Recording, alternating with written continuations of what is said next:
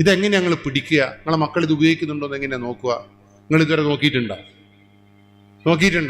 വളരെ സിമ്പിളാണ്. 4 കാര്യങ്ങൾ മാത്രം നോക്കിയാൽ മതി. ഇത് ഉപയോഗിക്കുന്ന കുട്ടി 48 മണിക്കൂർ ഉറങ്ങൂല, ഉറക്കം വരൂലേറ്റ്.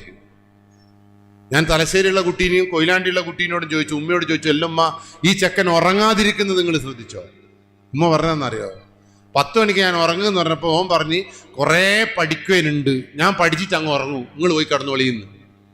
ഉമ്മ കട്ടൻ ചായ അടുത്തുണ്ടാക്കി കൊടുത്തിട്ട് പറഞ്ഞു, മോ ഉറങ്ങിക്കോ, വേണ്ടടുത്ത് ഉറങ്ങിക്കോന്ന്.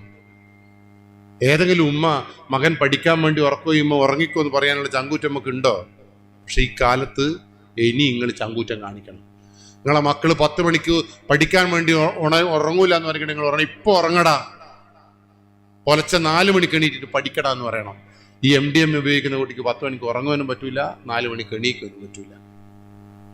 നിങ്ങളെ മക്കൾ എങ്ങനെ ഉറങ്ങുന്നത് നിന്നോട്ട് നോക്കണം.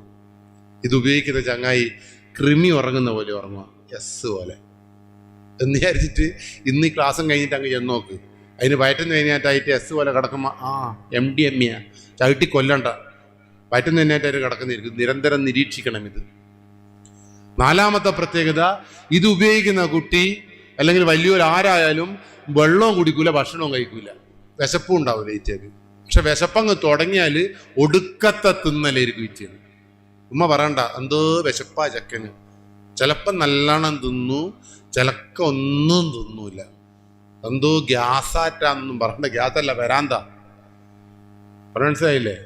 അതുകൊണ്ട് പേടിക്കണം നിങ്ങൾ. ഈ പയ്യോളിയുടെ മണ്ണിൽ ഇതുണ്ട്, അതുകൊണ്ടാണ് ഞാൻ പറയുന്നത്.